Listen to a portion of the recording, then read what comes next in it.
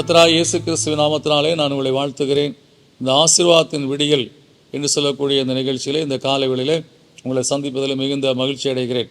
இந்த நாளில் நான் உங்களோடு கூட பகிர்ந்து கொள்ள முடியாத தேவனுடைய வார்த்தை ஏசாயா தீர்க்கதரிசியின் புஸ்தகம் 54ஆம் அதிகாரம் 14ஆம் வசனம்.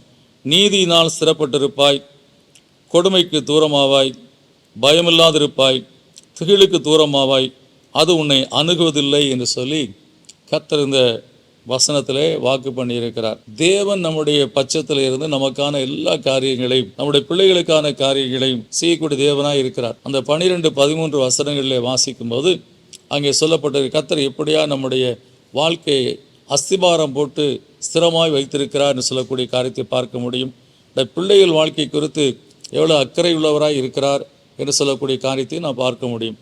ஏன்னா அப்படிப்பட்ட தேவன் நமக்கு சொல்லக்கூடிய காரியம், நாம் மகிமையின் தேவனை நமக்கு துணையாய் கொண்டிருப்பதனாலே, அவர் நம்முடைய வாழ்க்கையில் நமக்கு துணையாய் இருப்பதனாலே, நீதியினால் சிறப்பட்டிருப்பாய், கொடுமைக்கு தூரமாவாய், பயமில்லாதிருப்பாய், திகிலுக்கு தூரமாவாய், அது உன்னை அணுகுவதில்லை என்று சொல்லி இந்த காலவெளியிலே கர்த்தர் நம்ம பலப்படுது. இதுவரை நம்முடைய வாழ்க்கையிலே ஸ்டெப் பை ஸ்டெப் நம்ம நடத்தி இருக்கிறார். நாம் குப்பையில் இருந்தோம், பொழுதில் இருந்தோம், நம்ம தூக்கி எடுத்து மேன்மையாக வைத்திருக்கிறார். ஆடு மேய்த்து கொண்டிருந்த அந்த தாவீதை கர்த்தர் உயர்த்தி ராஜாவாக்கினார், அபிஷேகித்தார். அவனுக்கு வேண்டிய எல்லா சகல காரியங்களை கொடுத்து அவனை நான் உனக்கு வீட்டை கட்டுவேன்னு சொன்ன தேவன் அப்படிப்பட்ட காரியத்தை செய்த பின்பாக அவனுக்கு வேண்டிய மற்ற காரியங்களை செய்யாமல விட்டு விடுவார். எனவே அவனை பலப்படுத்துகிற கிறிஸ்து நம்மையும் பலப்படுத்துகிறவராக இருக்கிறார். அவனை பலப்படுத்தி அந்த சிங்காசனத்தில் அமர பண்ணின தேவன் அவனுடைய வாழ்க்கையில் என்னென்ன காரியத்தில் ஒத்தாசை செய்தாரோ அதை நமக்கும் செய்ய உண்மையுள்ளவராக இருக்கிறார். அதனால தான் நீதியினால் சிறப்பட்டு இருப்பாய், கொடுமைக்கு தூரமாவாய், பயமில்லாத இருப்பாய், திகிலுக்கு தூரமாவாய், அது உன்னை அணுகுவதில்லை. தேவன் நம்முடைய வாழ்க்கையை ஸ்திரப்படுத்த ஆரம்பித்த பின்பாக, தேவன் நம்முடைய வாழ்க்கையில் நிலைநிற்க பண்ண வேண்டும் என்று சொல்லி எண்ணின பின்பாக, கர்த்தர் நம்முடைய வாழ்க்கையில் ஒரு நிலைவரமான நிலைக்குள்ளாய் நம்மை கொண்டு வர வேண்டும் என்று சொல்லி எண்ணின பின்பாக, எந்த விதமான தீங்கான காரியங்களும், எந்த கொடுமைக்குரிய காரியங்களும், பயத்தை கொண்டு வரக்கூடிய திகிலை கொண்டு வரக்கூடிய காரியங்களும் நம்மை அணுகாதபடி அவர் நமக்கு அரணும் கோட்டை கேடாமல் இருந்து காக்க உண்மையிலவராக இருக்கிறார். எனவே நம்முடைய வாழ்க்கையிலே கர்த்தரால் தான் நம்ம இந்த வாழ்க்கையிலே மேன்மை அடைகிறோம். அந்த மேன்மையை மற்றவர்கள் சிதறடிக்க முடியாய் கர்த்தர் ஒரு நாளும் விடமாட்டார். இது கர்த்தர் கொடுத்த மகிமை, கர்த்தர் கொடுத்த மேன்மை.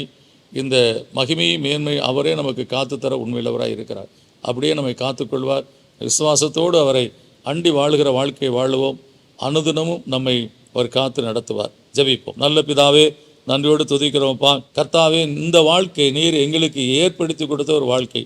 தாவீது ஆடு மேய்த்து கொண்டிருந்த அவனை குடும்பமும் நினைக்காத ஒரு நிலையில் இருந்த நிலையிலே அவனை தாசனாகிய தாவீது என்று சொல்லி அழைத்து அவனை கர்த்தாவே தன்னுடைய ஜனங்களை ஆளும்படியாய் தெரிந்து கொண்ட பின்பாக அவனை எந்த அளவுக்கு அவனை பலப்படுத்த வேண்டுமோ அந்த அளவுக்கு நீ பலப்படுத்தி ஆசீர்வதித்தீர். அவனுடைய வாழ்க்கையில கர்த்தாவே எந்த தீங்கும் அணுகாதபடி, எந்த கொடுமையும் அவன் வாழ்க்கையில் நேரிடாதபடி, எந்த திகிலும் அவனை தொட முடியாதபடி காத்து கொண்டிருப்பான். எனவே உம்மால் தெரிந்து கொள்ளப்பட்ட உம்முடைய பிள்ளைகள் காரியத்தில் இது அப்படியாய் கரிசனை உள்ளவராய் இருந்து கருத்தாய் எங்களுக்காய் யாவையும் நீ செய்கிற தேவனாய் இருப்பக்கா சோத்திரம். அப்படியாய் கர்த்தாவே இந்த கால வேளையில் கர்த்தர் கொடுத்த ஆசீர்வாதம், கர்த்தர் கொடுத்த குடும்பம், கர்த்தர் கொடுத்த மனைவி, கர்த்தர் கொடுத்த பிள்ளைகள், கர்த்தர் கொடுத்த தொழில், கர்த்தர் கொடுத்த ஆசீர்வாதங்கள், இவை எல்லாவற்றையும் கர்த்தர் நீ காக்க உண்மையுள்ளவராக இருக்கிறீரப்பா. நாங்கள் எங்கள் வாழ்க்கையிலே கர்த்தாவே அந்த விசுவாசத்தோடு கர்த்தர் கொடுத்தார், கர்த்தர் காத்து நடத்துவார்னு சொல்லக்கூடிய அந்த நிலையை நாங்கள் விசுவாசத்தோடு ஒவ்வொரு நாளும் கர்த்தாவை சோத்திரித்து கர்த்தாவே தாவீதை போல துதித்து ஆராதித்து நாங்கள் வாழக்கூடிய வாழ்க்கை வாழ்ந்து கொண்டு இருக்கும்போது நிச்சயமாய் எங்களை அப்படிப்பட்ட தீங்குக்கு நீ ஒப்புக் கொடுக்க மாட்டீரப்பா. கர்த்தர் அப்படியா நீர் எங்களை வேலையெடுத்து காக்கிற தேவனாக இருப்பக்கா சோத்திரம். அப்படியா யாரெல்லாம் எந்த பயத்தோடு இருக்கிறார்களோ அந்த பயங்கள்லாம் நீங்கி உடைய பிள்ளைகள் உமக்குள்ளாய் மகிமையாய் வாழ்ந்திருக்க அருள் செய்தலும் ஆசீர்வாதத்திலும் பிதாவே, இயேசுவின் நாமத்துக்கு நல்ல பிதாவே, ஆமென். எனக்கு அன்பானவர்களை, கர்த்தர் கொடுத்த ஆசீர்வாதங்கள், கர்த்தருடைய கரத்திலிருந்து நீங்கள் பெற்றுக்கொண்ட ஆசீர்வாதங்கள், உங்கள் மேல் அன்பு வைத்து உங்களுக்கு கொடுத்த ஆசீர்வாதங்கள், அந்த ஆசீர்வாதமான வாழ்க்கையை எந்த தீய சக்தியும் தொட முடியாது. கர்த்தர் உங்களை கண்ணின் மணியை போல காக்கிற தேவன் காத்து நடத்துவார். பயப்படாதபடி விசுவாசத்தோடு கர்த்தரை சோத்திரியுங்கள். கர்த்தர் என்னால் உங்களோடு உங்களை ஆசீர்வதிப்பார். God bless you.